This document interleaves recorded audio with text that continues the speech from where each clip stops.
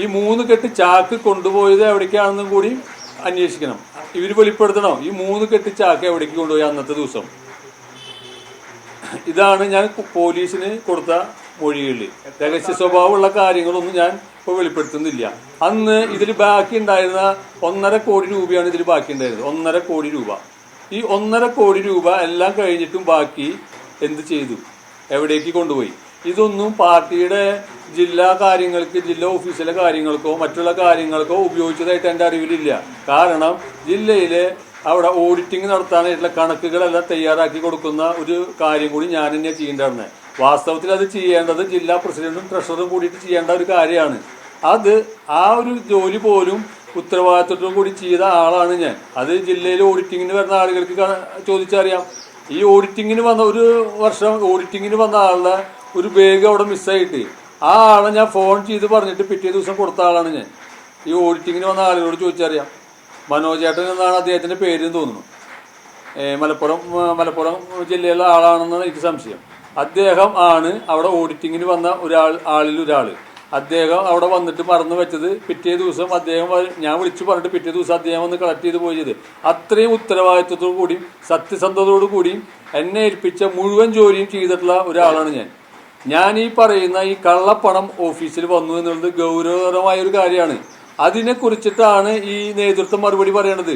ജില്ലാ നേതാക്കൾക്ക് വ്യക്തമായിട്ട് അറിയാം ഈ പണം ആരുപയോഗിച്ചു, എന്തിനുപയോഗിച്ചു, ആരൊക്കെ ഇത് വീതം വെച്ചു, എല്ലാം വെളിപ്പെടുത്തണം. ജില്ലാ നേതൃത്വമാണ് ഇത് വെളിപ്പെടുത്തേണ്ടത്. ജില്ലാ നേതൃത്വം ഈ കാര്യം പറഞ്ഞു കഴിഞ്ഞാൽ സാധാരണ പോസ്റ്റ് ഒട്ടിക്കുന്നതും കൊടി കെട്ടുന്നതും പോലുള്ള പ്രവർത്തകർ തിരിച്ചറിയണം. കള്ളത്തരം കൊണ്ടാണ് ഇത് നടക്കുന്നത്.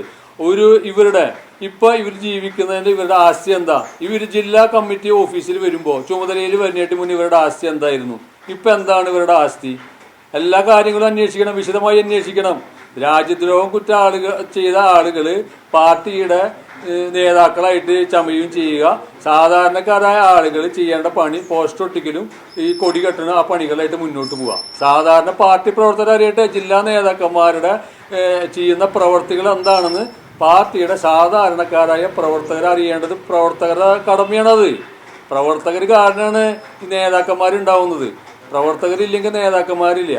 അപ്പോൾ ഉടനെ തന്നെ പാർട്ടിയുടെ ജില്ലാ കമ്മിറ്റി പിരിച്ചുവിട്ടുകൊണ്ട് ഇത്തരം കാര്യങ്ങൾ നടന്ന കള്ളപ്പണത്തിനെ കുറിച്ചിട്ട് അന്വേഷിക്കണം എന്നുള്ളതാണ് എനിക്ക് പറയാനുള്ളത്. ആകെ അന്ന് വന്നത് 6 ചാക്കുകളാണല്ലോ. 6 ചാക്കുകളാണ് വന്നത്. 9 കോടി രൂപയാണ് വന്നത്. അത് ഞാൻ മുന്നേ നിങ്ങളോട് പറഞ്ഞിട്ടുണ്ടായിരുന്നു. അതിൽ നിന്നാണ് 3 ചാക്കുകൾ അന്ന് തന്നെ കൊണ്ടുപോയത്. അതെവിടേക്ക് കൊണ്ടുപോയി? ആരുടെ നിർദ്ദേശപ്രകാരം കൊണ്ടുപോയി? ആര് കൊണ്ടുപോയി? ആരാണ് ആളുകൾ? ഇതെല്ലാം കൊടുത്തയച്ച ആളുകൾ വെളിപ്പെടുത്തണം. ഗുരുതരമായ, രാജ്യത്തിലെ ഏറ്റവും വലിയ രാജ്യദ്രോഹ കുറ്റമായ ഗുരുതരമായ കാര്യമാണിത്. ഇത് ചെയ്ത ആളുകൾ ആരായാലും ശിക്ഷിക്കപ്പെടണം എന്നാണ് എനിക്ക് പറയാനുള്ളത്. അതായത് ഈ 9 കോടി രൂപ ഓഫീസിലേക്ക് കൊണ്ടുവരുന്നു, പല ഘട്ടങ്ങളിലായി ആ പൈസ കൊണ്ടുപോകുന്നു. ഇതിന് പ്രൂവ് ചെയ്യാവുന്ന, തെളിയിക്കാൻ കഴിയാവുന്ന എന്തെങ്കിലും ഡോക്യുമെന്റുകൾ കൈമാറിയിട്ടുണ്ടോ?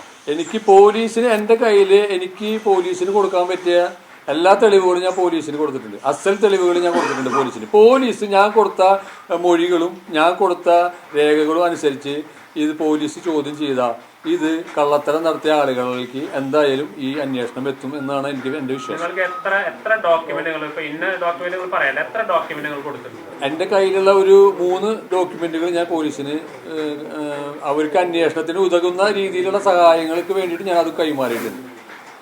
ഈ ഡോക്യുമെന്റുകൾ ഈ ഭൂമി ഇടപാടിന്റെ ഡോക്യുമെന്റുകൾ ഞാൻ കള്ളപ്പണത്തിന്റെ കാര്യങ്ങളാണ് ഞാൻ ഇപ്പൊ പറഞ്ഞിട്ടുള്ളത്. അടുത്ത ഘട്ടത്തിലാണ് ഇവർ ഇത് എന്ത് ചെയ്തു എന്നുള്ള എൻ്റെ കയ്യിൽ കുറച്ചും കൂടി തെളിവുകൾ കിട്ടാനുണ്ട്. അതിനുശേഷം ഇവർ ഈ പണം എന്ത് ചെയ്തു എന്ന് ഞാൻ തന്നെ ഇതിന് കണ്ടെത്തിയിട്ട് ഞാൻ അതിൽ നിന്ന് നിങ്ങളോട് പറയാൻ ഞാൻ മനസ്സിലായ. ഇപ്പൊ ഞാൻ കള്ളപ്പണം രാജ്യദ്രോഹ കുറ്റമാണ്. അത് എന്തിനു ഉപയോഗിച്ചു? അത് ഉപയോഗിച്ച ആളുകൾ ഇപ്പോഴും ജില്ലയുടെ നേതാക്കന്മാരായിട്ട് വിലസിക്കൊണ്ടിരിക്കുകയാണ്. എന്നിട്ട് ഇത് ഞാൻ പറയുന്ന പകൽ പോലെ വെളിച്ചമായിട്ട് ഞാൻ പറഞ്ഞുകൊണ്ടിരിക്കുക എൻ്റെ കണ്ണിൽ കണ്ട കാര്യങ്ങൾ. ആ കാര്യങ്ങൾക്ക് മറുപടി പറയാണ്ട് ഈ കള്ളത്തരം ചെയ്തത് എന്തിനാന്ന് വെളിപ്പെടുത്താതെ എന്നെ വ്യക്തിപരമായി അധിക്ഷേപിച്ചുകൊണ്ടിരിക്കുക. ഇവരെന്ത് എന്നെ വ്യക്തിപരമായിട്ട് അധിക്ഷേപിച്ചാലും ഞാൻ ഈ പറഞ്ഞ ഈ കള്ളപ്പണം എവിടെയാണ്, എന്താണ് കൊണ്ടുപോയത് എന്ന് ഞാൻ ഇവരോട് ചോദിച്ചുകൊണ്ടിരിക്കും. അല്ല, ഒരു സംശയം, അതായത് നിങ്ങൾ ഡിജിറ്റൽ തെളിവുകൾ, അതായത് പേപ്പറുകളും കാര്യങ്ങൾ വരുന്നു, അത് കൂടാതെ എന്തെങ്കിലും ഡിജിറ്റൽ തെളിവുകൾ കൈമാറിയിട്ടുണ്ടോ? ഇല്ല ഇല്ല ഇല്ല. അതായത് ഞാൻ പറഞ്ഞല്ലോ, രഹസ്യ സ്വഭാവമുള്ള ഒരു കാര്യം കൈമാറുമ്പോൾ അത് രഹസ്യമായിട്ട് തന്നെ ഇരിക്കണം. കാരണം അത് പോലീസിന്റെ അന്വേഷണത്തിന് ഞാനത് പുറത്ത് പറഞ്ഞിട്ട് ബാധിക്കരുത്.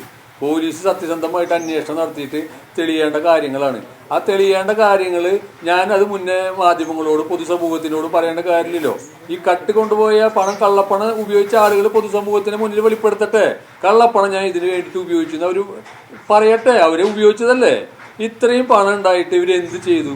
ബൂത്തുകൾക്ക് നാമമാത്രമായ തുക കൊടുത്തിട്ടുണ്ടാവും. ബാക്കി തുക എന്ത് ചെയ്തു? ഇനി ഞാൻ ഈ പറഞ്ഞ 9 കോടി രൂപയാണ് ഞാൻ ഇപ്പൊ ഈ പറഞ്ഞിട്ടത്. അത് ഞാൻ എന്റെ കണ്ണിൽ കണ്ട കാര്യമാണ്. ഈ കൊണ്ടുവന്ന ആള് പറഞ്ഞത് എത്രയാ? 14 കോടി 30 ലക്ഷം രൂപയുടെ കണക്കാണ് പോലീസിന് കൊടുത്തായിട്ടാണ് ഞാൻ മാധ്യമങ്ങളിൽ കണ്ടത്. പാപ്പാണ് എവിടെ? അതെവിടെ കൊണ്ടുവച്ചു? അത് ആർക്ക് കൊടുത്തു എന്നുള്ളതെല്ലാം ഈ കൊണ്ടുവന്ന ആള് പറഞ്ഞിട്ടുണ്ടല്ലോ. ഇപ്പൊ നിങ്ങൾ കൈമാറിയിരിക്കുന്ന രേഖകളിൽ ഡോക്യുമെന്റ് കൈമാറിയെന്ന് പറഞ്ഞല്ലോ, അതില് ഏതൊക്കെ നേതാക്കളുടെ പേരുകൾ ഇൻവോൾവ് ചെയ്യുന്നുണ്ട്? അല്ല, ഇത് കൈകാര്യം ചെയ്യാൻ ഞാൻ പറഞ്ഞല്ലോ, ജില്ലാ പ്രസിഡന്റാണ് അവിടുത്തെ സർവാധികാരി. ജില്ലാ പ്രസിഡന്റ് എല്ലാ ആളുകളെയും പേടിപ്പെടുത്തിയിട്ടും ഭീഷണിപ്പെടുത്തിയിട്ട് നിർത്തുന്ന ഒരാളാണ്. അപ്പൊ അദ്ദേഹം പറയാണ്ട ഈ ജനറൽ സെക്രട്ടറിക്കായാലും ട്രഷറർക്കായാലും കാര്യങ്ങൾ ചെയ്യാൻ പറ്റില്ല. ഇവരാണ് ഈ കാര്യങ്ങൾ ചെയ്യണമെങ്കിൽ ഫുള്ള് ജില്ലാ പ്രസിഡന്റ് ചുമതലയിൽ വേണം.